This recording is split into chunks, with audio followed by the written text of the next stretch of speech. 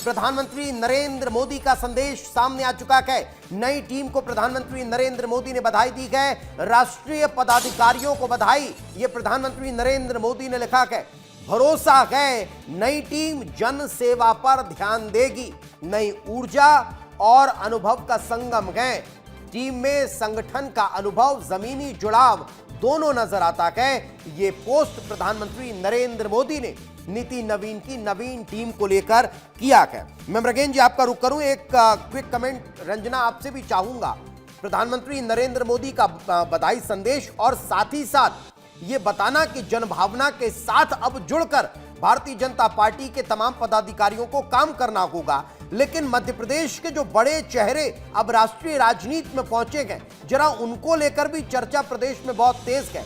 आशीष अग्रवाल जिनका नाम लगभग तय माना जा रहा था, वीडी शर्मा जिनका नाम लगभग तय माना जा रहा था, कविता पाटीदार जिनका नाम लगभग तय माना जा रहा था, और वो तय नाम ही अब नीति नवीन की टीम में दिखाई दे रहे हैं। रंजना,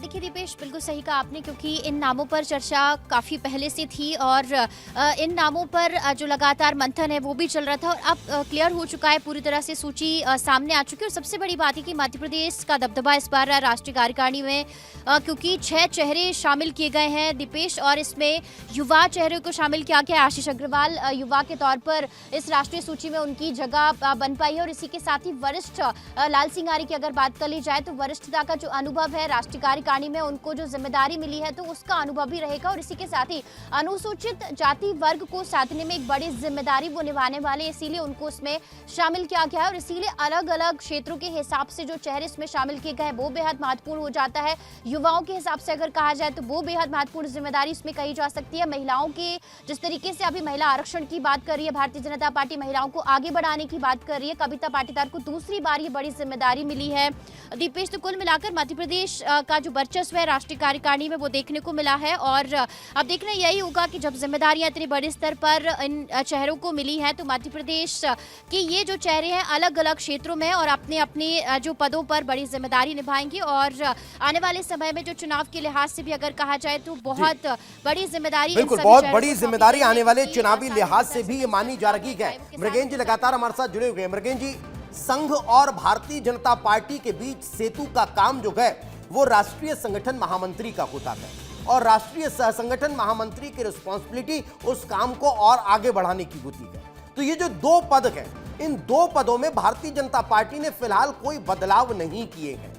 ये चर्चा बहुत ज्यादा चल रही थी कि भाई एक लंबा कार्यकाल जो है वो बीएल संतोष का हो चुका है और अब नाम बदलकर कोई दूसरा राष्ट्रीय संगठन महामंत्री बनाया जा सकता है। लेकिन अब ये तय हो चुका है कि बीएल संतोष और शिव प्रकाश, ये 2 वो नाम हैं, यही वो दोनों नाम रहेंगे राष्ट्रीय संगठन महामंत्री और राष्ट्रीय सह संगठन महामंत्री के लिए, जो 2029 में भी भारतीय जनता पार्टी की सरकार बनाने के लिए काम करने वाले हैं, सेतु का काम करने वाले हैं।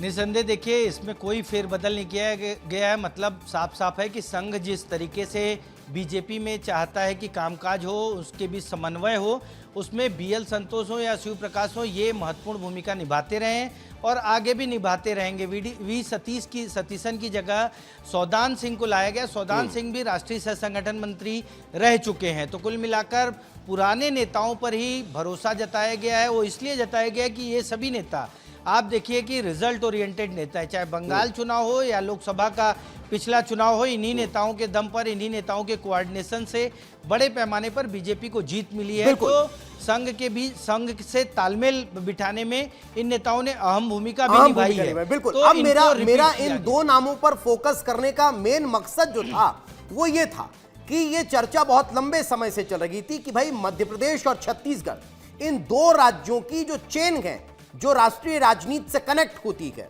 उस चेन में कहीं कोई बदलाव हो सकता है। तो क्या यह माना जा रहा है कि जैसे बीएल संतोष और शिव प्रकाश को रखा गया है उसके बाद कोई बदलाव देखने को मिलेगा? हालांकि मध्य प्रदेश में पद खाली है प्रदेश के संगठन महामंत्री का, छत्तीसगढ़ में या मध्य प्रदेश में इस चेन में कोई बदलाव दिखेगा? प्रभारी या फिर क्षेत्रीय संगठन महामंत्री वाली जो एक चेन चली आ रही?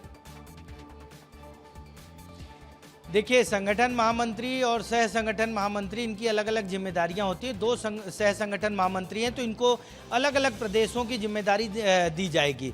अब देखना है कि किस नेता को, शिव प्रसाद को क्या जिम्मेदारी मिलती है और सौदान सिंह को क्या मिलती है। जो आपने कहा प्रदेश प्रभारी, क्योंकि छत्तीसगढ़ के प्रदेश प्रभारी अब वर्तमान में जो राष्ट्रीय अध्यक्ष नितिन नवीन थे, तो ऐसे में यहाँ भी प्रदेश प्रभारी की जगह खाली है। और राष्ट्रीय महामंत्री जो बने हैं उसमें से किसी वरिष्ठ नेता को, क्योंकि छत्तीसगढ़ को आप थोड़ा समझिए इस तरह की, पूरे देश में जो बीजेपी का संगठन है उसमें छत्तीसगढ़ के संगठन को बहुत बेहतर माना जाता है। बूथ स्तर तक छत्तीसगढ़ की संरचना है, पन्ना प्रभारी तक अच्छे से काम करते हैं। इसीलिए आप देखिए कि चाहे बिहार का चुनाव हो, चाहे पश्चिम बंगाल का चुनाव, छत्तीसगढ़ के बहुत सारे नेताओं को जिम्मेदारी दी जाती है। तो अब जो है राष्ट्रीय महामंत्री कौन छत्तीसगढ़ में प्रदेश प्रभारी बनकर आता है, इस पर भी नजर रहेगी। इसके साथ ही जो आपने बात कही कि मध्य प्रदेश, छत्तीसगढ़ और राष्ट्रीय संगठन के बीच कनेक्शन का काम जो नेता करते हैं, तो मुझे लगता है कि कनेक्शन का काम, क्योंकि शिव प्रकाश जी लगातार प्रभारी रहे हैं सह संगठन महामंत्री के रूप में, तो इनको कंटिन्यू किया जा सकता है। क्योंकि पिछले 4-5 साल से जिस तरीके से काम हो रहा है और जिस तरीके से नेताओं के कामकाज को समझे हैं कि कौन नेता कितना काम कर सकता है, कितनी क्षमता है, किसको आगे बढ़ाना है, कौन से नेता जो हैं सिर्फ सोशल मीडिया पर है, ये सब इन नेताओं को पता है। तो आने वाले समय में ये साफ हो जाएगा, 1-2 दिन में हो सकता है वो लिस्ट भी आ जाएगी। बिल्कुल, ये भी लगभग तय हो जाएगा। अब चूंकि 2 महत्वपूर्ण सवाल हैं जिन पर मैं एक एक करके आपसे जानना चाहूंगा। अगर भारतीय जनता पार्टी अपने कोषाध्यक्ष के लिए एक केंद्रीय मंत्री को रिस्पॉन्सिबिलिटी सौंप रही है, जो पहले वित्त विभाग संभाल चुके हैं, वित्त मंत्री रह चुके हैं, ऐसे पीयूष गोयल को, जिनका इस फील्ड में बहुत अच्छा अनुभव है, अगर उसे पार्टी अपने पूरे कोष की रिस्पॉन्सिबिलिटी सौंप रही है, तो इसके पीछे की एक बड़ी वजह क्या हो सकती है, एक, और दूसरा कि क्या अगर केंद्रीय मंत्री को यह रिस्पॉन्सिबिलिटी दी जा रही है तो बहुत जल्द अब प्रधानमंत्री नरेंद्र मोदी के मंत्रिमंडल में भी विस्तार की चर्चा होने वाली। देखिए, आपने बहुत सही सवाल किया कि केंद्रीय मंत्रिमंडल में विस्तार होगा क्या, क्योंकि आप देखिए पिछले कुछ दिनों से कुछ नेताओं को जो राज्यसभा में नहीं पहुंचे उनका मंत्री पद गया है, कुछ नेताओं ने इस्तीफा दिया है और पीएम मोदी के कैबिनेट का रिसफल भी होना है। क्योंकि पश्चिम बंगाल से 20 सांसद जो तृणमूल कांग्रेस के थे वो एनडीए के साथ आए हैं। इसके अलावा आम आदमी पार्टी के 7 राज्यसभा सदस्य आए हैं, उसी में से एक जो है संदीप को राष्ट्रीय बॉडी में राष्ट्रीय महामंत्री बनाया गया है। तो इन लोगों को एडजस्ट किया जाएगा। इसके अलावा यूपी के कुछ नेताओं को, क्योंकि आने वाले समय में वहाँ विधानसभा चुनाव है तो यूपी का प्रतिनिधित्व हो सकता है बढ़े।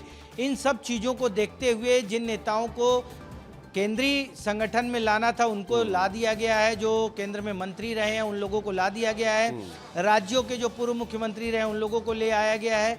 तो एक बड़ा सामंजस्य बिठाने की कोशिश है। अब देखना, मतलब सबकी नज़र इसी पे रहेगी कि प्रधानमंत्री मोदी की सरकार में वो कौन से चेहरे हैं जिन लोगों को लाया जा सकता है, उनके पॉलिटिकल इम्पैक्ट क्या होंगे, वो किस वर्ग से होंगे, किस समाज से आएंगे। जी बिल्कुल, तो ये बदलाव की तैयारी अब शुरू हो चुकी है। संगठन में अब नई टीम का ऐलान कर दिया गया है और अब जल्द ही मोदी कैबिनेट को लेकर भी चर्चा शुरू होने वाली है। फिलहाल बहुत बहुत शुक्रिया मृगेन जी, विस्तार से इस महत्वपूर्ण लिस्ट पर चर्चा करने के लिए।